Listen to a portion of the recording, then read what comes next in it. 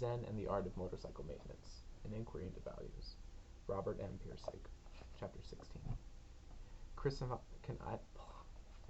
I have had a good night's sleep, and this morning have packed the backpacks carefully, and now have been going up to the mountainside for about an hour. The forest here at the bottom of the canyon is mostly pine, with a few aspen and broadleaf shrubs. Steep canyon walls rise way above us on both sides. Occasionally, the trail opens to a patch of sunlight and grass that edges the canyon stream, but soon it re-enters the deep shade of the pines. The earth of the trail is covered with a soft, springy duff of pine needles. It is very quiet here. Mountains like these and travelers in the mountains and events that happen to them here are found not only in Zen literature, but in the tales of every major religion. The allegory of a physical mountain for the spiritual one that stands between each soul and its goal is an easy and natural one to make. Like those in the valley behind us, most people stand in sight of the spiritual mountains all their lives and never enter them, being content to listen to the others who have been there and thus avoid hardships. Some travel in the mountains accompanied by experienced guides who know the best and least dangerous routes by which they arrive at their destination. Still others, inexperienced and untrusting, attempt to make their own routes. Few of these are successful, but occasionally some, by sheer will and luck and grace, do make it. Once there, they become more aware than any of the others. There's no single or fixed number of routes. There are as many routes as there are individual souls. I want to talk now about Phaedrus' exploration into the meaning of the term quality, an exploration of which he saw as a route through the mountains of the spirit. As best as I can puzzle it out, there are two distinct phases. In the first phase, he made no attempt at a rigid, systematic definition of what he was talking about. This was a happy, fulfilling, and creative phase. It lasted most of the time he taught at the school back in the valley behind us. The second phase emerged as a result of normal intellectual criticism of his lack of definition of what he was talking about. In this phase, he made systematic, rigid statements about what quality is, and worked out enormous hierarchic structure of thought to support them. He literally had to move heaven and earth to arrive at his systematic understanding, and when he was done, he felt he'd achieved an explanation of existence and our consciousness of it better than any that had existed before. If it was truly a new route over the mountain, then it's certainly a needed one. For more than 3 centuries now, the old routes common in this hemisphere have been undercut and almost washed out by the natural erosion and change of shape of the mountain wrought by scientific truth. The early climbers established paths that were on firm ground with an accessibility that appealed to all. But today the western routes were all but closed because of the dogmatic inflexibility in the face of change. To doubt the literal meaning of the words of Jesus or Moses incurs hostility from most people. But it's just a fact that if Jesus or Moses were to appear today, unidentified, with the same message he spoke many years ago, his mental stability would be challenged. This isn't because of what Jesus or Moses said was untrue or because modern society was in error, but simply because the route they had chosen to reveal to others had lost relevance and comprehensibility. Heaven above fades from meaning with space-age consciousness. Asks, where is above? But the fact that the old roads have tended, because of language rigidity, to lose their everyday meaning and to become almost closed doesn't mean that the mountain is no longer there. It's there and will be there as long as consciousness exists. Phaedrus' second metaphysical phase was a total disaster. Before the electrodes were attached to his head, he'd lost everything tangible. Money, property, children, even his rights as a citizen had been taken away from him by order of the court. All he had left was one crazy lone dream of quality, a map of a route across a mountain for which he had sacrificed everything. Then, after the electrodes were attached, he lost that. I will never know all that was in his head at that time, nor will anyone else. What's left now is just fragments, debris, scattered notes which can be pieced together, but which have huge areas unexplained. When I first discovered this debris, I felt like some agricultural peasant near the outskirts of, say, Athens, who occasionally went and without much surprise plows up stones that have strange designs on them. I knew that these were part of some larger overall design that had existed in the past, but it was far beyond my comprehension. At first I deliberately avoided them, paid no attention to them because I knew these stones had caused some kind of trouble I should avoid, but I could see even then that they were a part of a huge structure of thought that I was curious about, in a secret sort of way.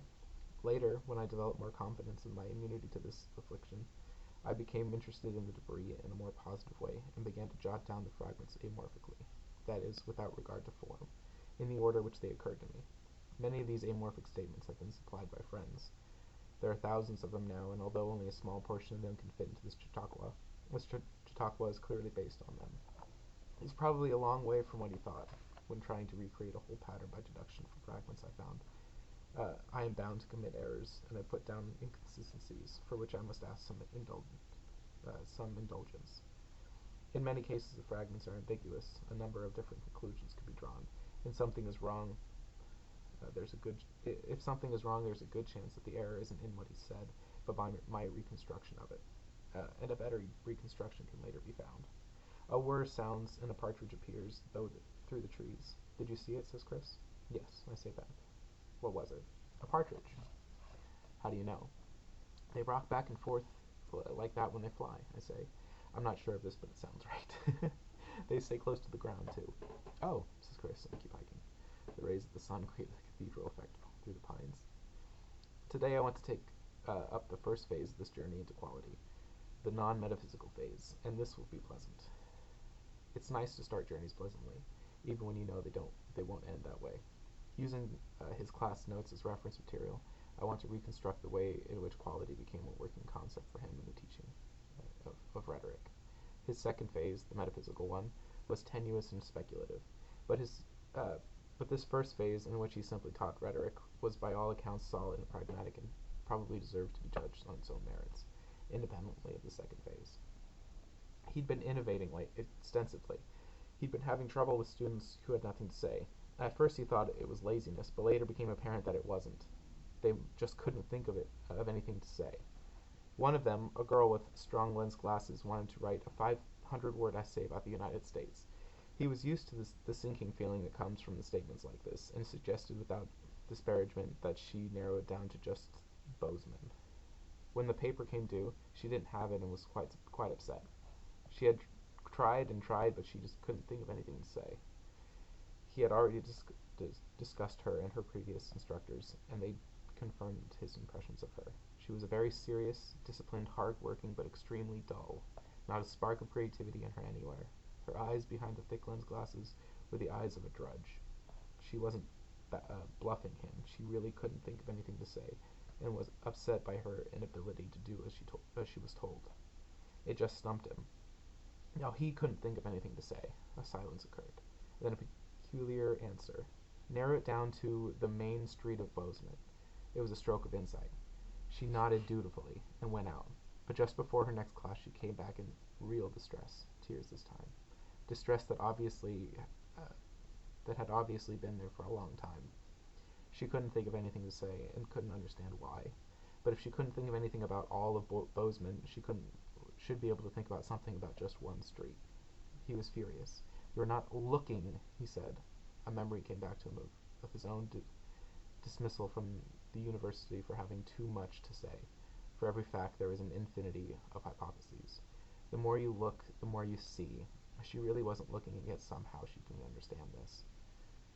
He told her angrily, "Narrow it down to the front of one building in the main street of Bozeman, the Opera House. Start with the upper left-hand brick." Her eyes, behind the thick lens glasses, opened wide. She came in the next class with a puzzled look and handed him a 500-word essay in front of the Opera House on the main street of Bozeman, Montana. "I sat in the hamburger stand across the street," she said, "and started writing about the first brick and the second brick, and then by the third brick it all started to come, and I couldn't stop. And they thought I was crazy, and they kept kidding me, but here it all is. I don't understand it." Neither did he, but on long walks through the streets of town he thought about it and concluded that she was evidently stopped by the same kind of blockage that had paralyzed him on his first day of teaching. She was blocked because she was trying to repeat in her writing things that she had already heard, just as on the first day he had tried to repeat things he had already decided to say. She couldn't think of anything to write about Bozeman because she couldn't recall anything she had heard worth repeating. She was strangely unaware that she could look and see freshly for herself, as she wrote, without primary regard for what had been said before. The narrowing down to one brick destroyed the blockage because it was so obvious she had to do some original and direct seeing. He experimented further. In one class, he had everyone write an hour about the back of his thumb. Everyone gave him funny looks at the beginning of the hour, but everyone did it, and there wasn't a single complaint about nothing to say. In another class, he changed the subject from the thumb to a coin, and got a full hour's writing from every student. In other classes, it was the same. Some asked, "Do you have to write about both sides?" And once they got into the idea of seeing directly for themselves, they also saw that there was no limit to the amount of what they could say.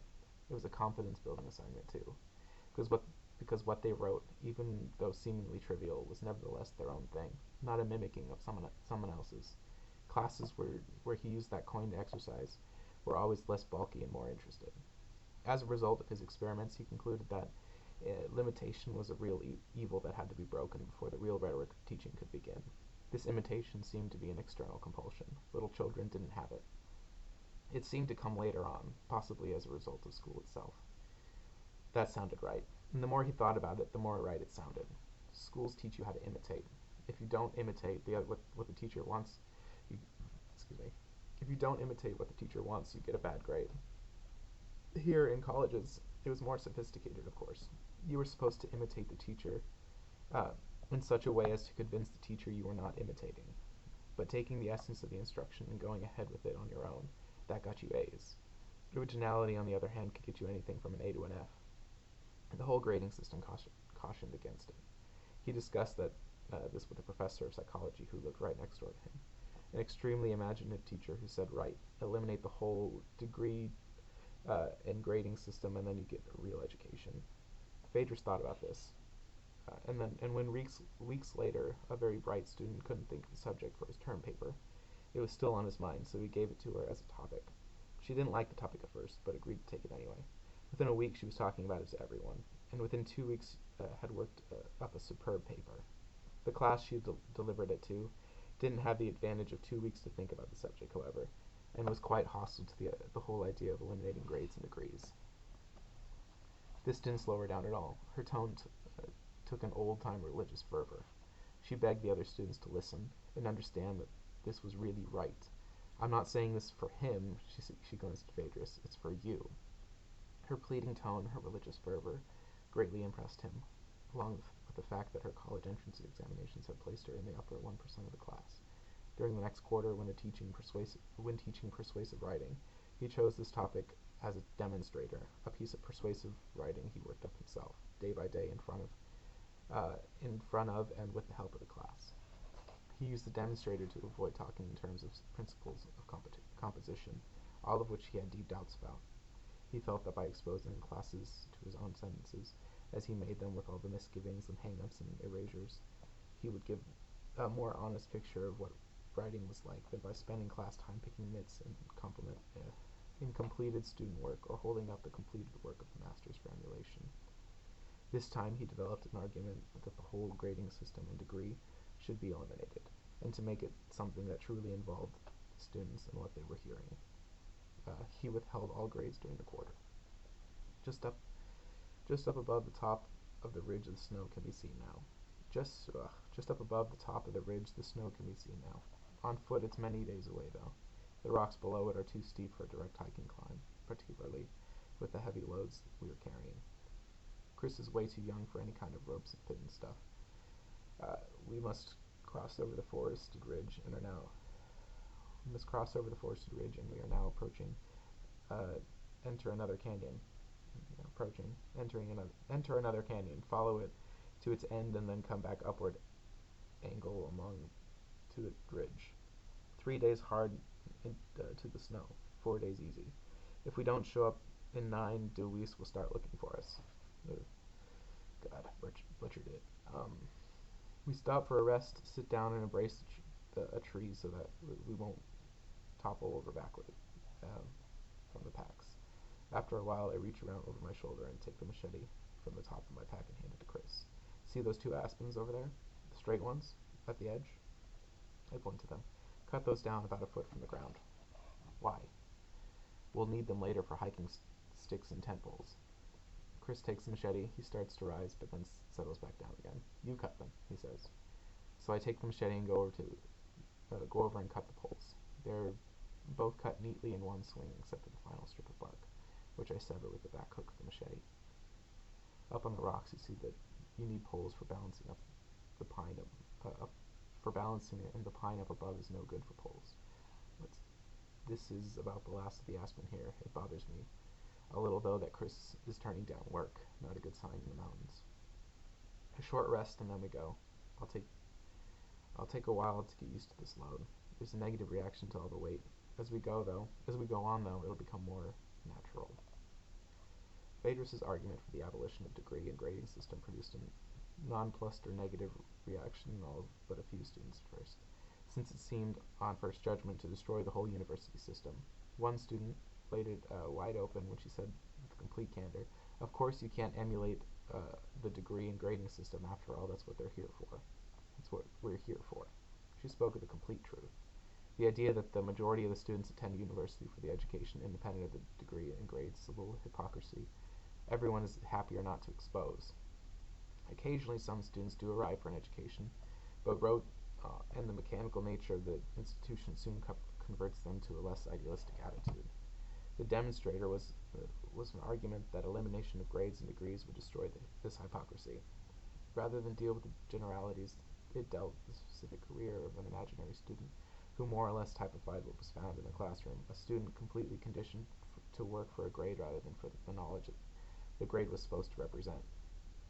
Such a student, the demonstrator hypothesized, would go to his first class, get his first assignment, and probably do it out of habit.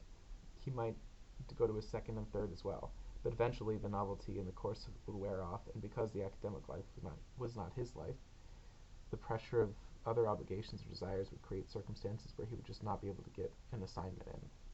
Since there was no degree or grading system, he would incur no penalty for this. Subsequent lectures, which presumed he'd completed the assignment, might be a little more difficult to understand, however, and his difficulty in turn might weaken his interest to the point where the next assignment, which he would find quite hard, would also be dropped. Again, no penalty. In time, his weaker and weaker understanding of what the lectures were about would make it more and more difficult for him to pay attention in class. Eventually, he would see that he wasn't learning much, and facing the continual pressure of the outside obligations, he would stop studying and feel guilty about this and stop attending class. Again, no penalty would be attached. But what had happened? The student, with no hard feelings on anybody's part, would have flunked himself out. Good, this is what should have happened. He wasn't there for real education in the first place and had no real business there at all. A large amount of money and effort had been saved, and there would be no stigma of failure and to ruin to haunt him for the rest of his life. No bridges had been burned. The student's biggest problem was the slave mentality which had been built into him by years of carrot and whip grading. A mule mentally which had said, if you don't whip me, I won't work. And he didn't get whipped, and he didn't work. And the cart of civilization, which supposedly he had been trained to pull, was just going to have to creak along a little slower without him. This is a tragedy, however, only if you presume that the cart of civilization, the system, is pulled by mules.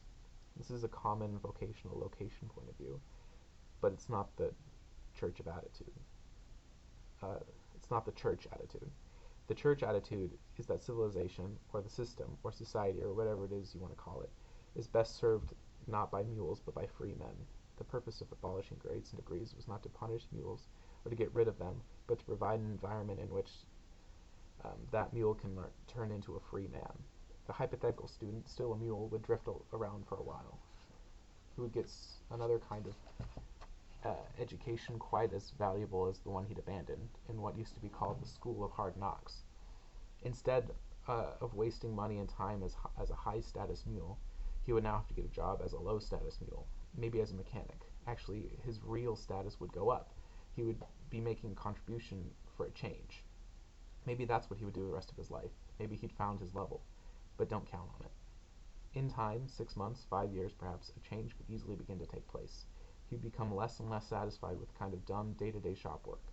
His creative intelligence, stifled by too much theory and too many grades in college, would now become reawakened by the boredom of the shop. The thousands of hours of frustrating mechanical problems would have made him more interested in machine design. He would like to design machinery himself.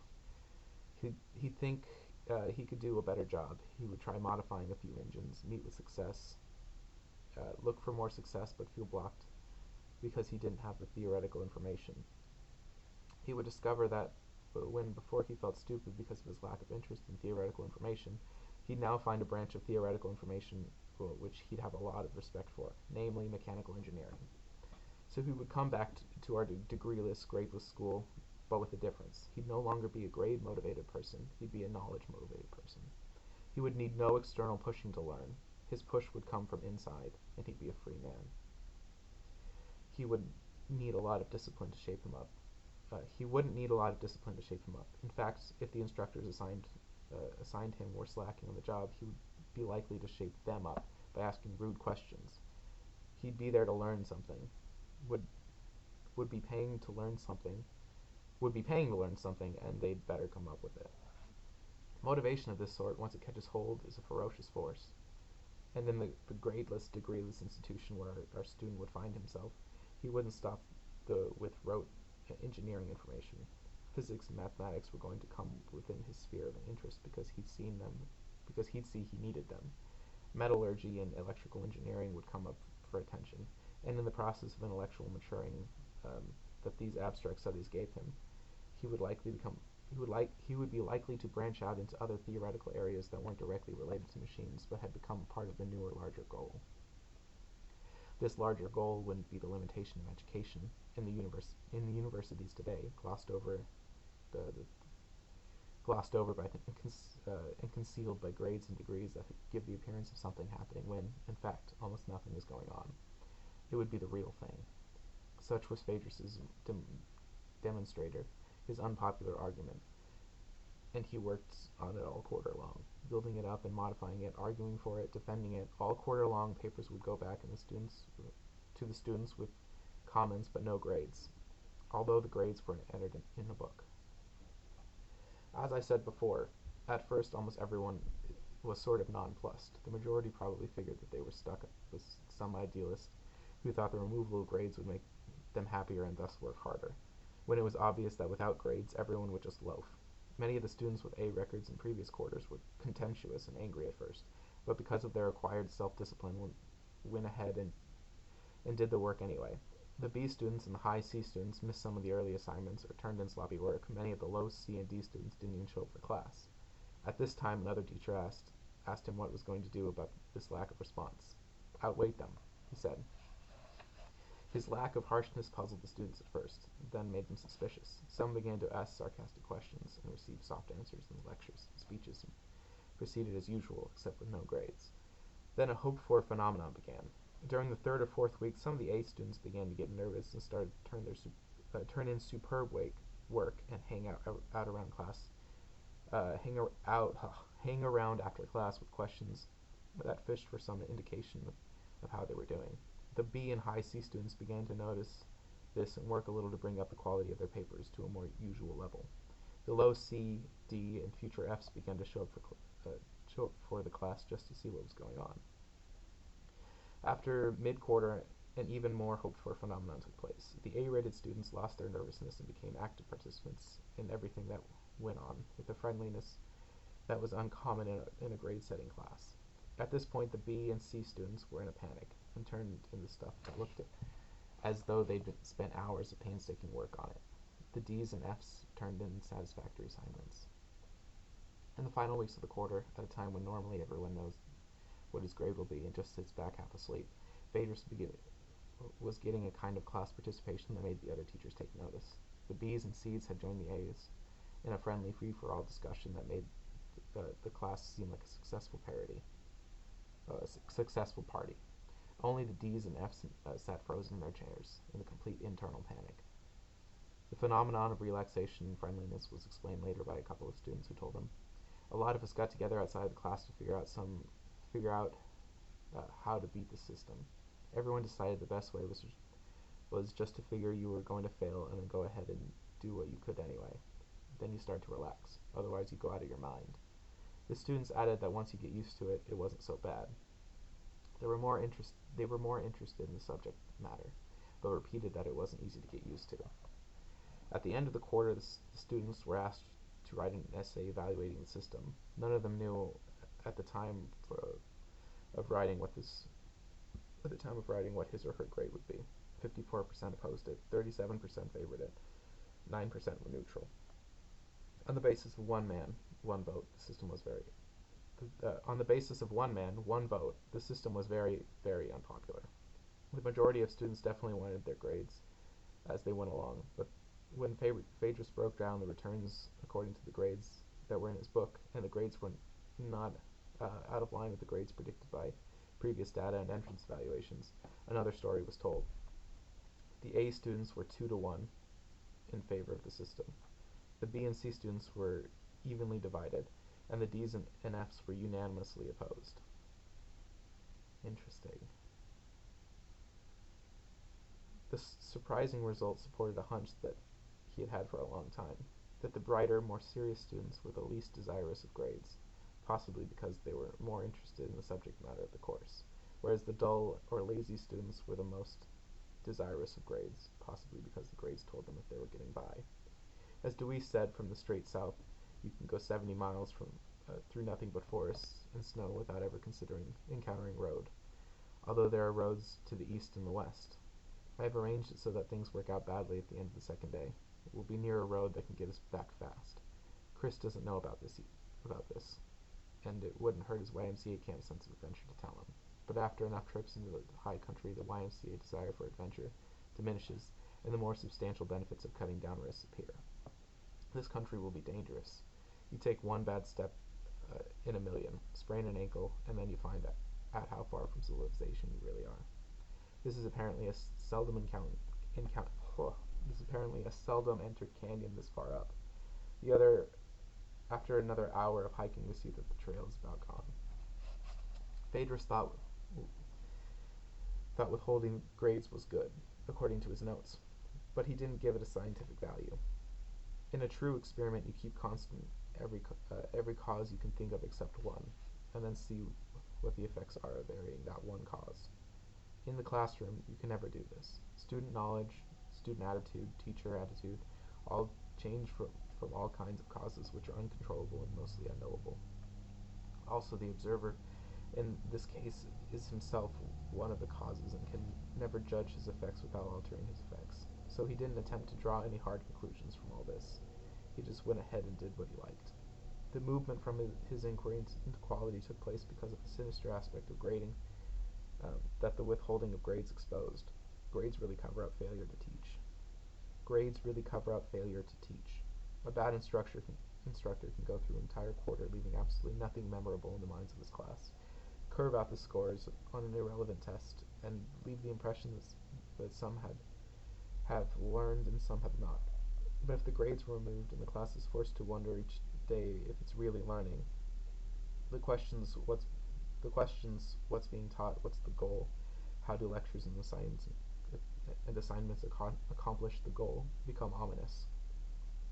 The removal of grades exposes a huge and frightening vacuum. What was Phaedrus trying to do anyway? This question became more and more imperative as he went on. The answer that had seemed right when he started now made less and less sense to him, and he wanted his students to become creative by deciding for themselves what was good in writing instead of asking him all the time.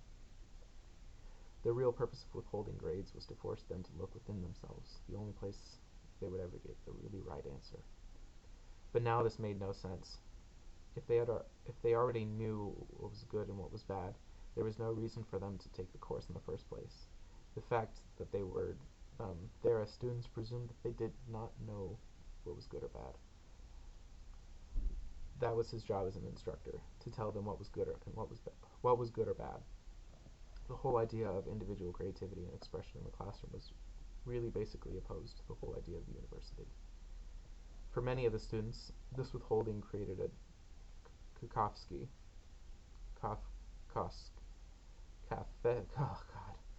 created a Kafkaesque, it's capitalized, it must be a proper noun.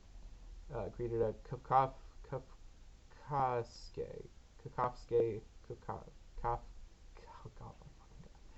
For many of the students, this withholding created a Kafkaesque situation in which they saw they were to be punished for failure to do some For many of the students, this withholding created a Kafkaesque. For many of the students, this withholding created a Kafkaesque situation in which they saw they were to be punished for failure to do something, but no one would tell them what they were supposed to do. They looked within themselves and saw nothing, and looked at Phaedrus and saw nothing, and just sat there helpless, not knowing what to do. The vacuum was deadly. One girl suffered a nervous breakdown. You cannot withhold grades and sit there and create a goalless vacuum. You have to provide some goal for a class to work toward that will fit that vacuum. And he wasn't he wasn't doing. He couldn't. He could think of no possible way he could tell them what they should work towards without falling back into the trap of authoritarian didactic teaching. But how can you put on the blackboard the mysterious internal goal of each creative person? The next quarter he dropped the whole idea and went back to regular grading. Discouraged, confused, feeling he was right, but somehow it had come out all wrong, when spontaneity and individuality and really good original stuff occurred to him in the classroom. It was in spite of the instruction, not because of it. This seemed to make sense. He was ready to design. Teaching dull conformity to hateful students wasn't what he wanted to do. He heard that Reed College in Oregon withheld grades until graduation, and during the summer vacation he went there, but was told that the faculty was divided on the value of withholding grades, and that no one was tremendously happy about the system. During the rest of the summer, his mood became depressed and lazy. He and his wife camped a lot in those mountains. She asked why he was so silent all the time, and he couldn't say why. He was just stopped, waiting for that missing seed crystal of thought that would suddenly solidify everything.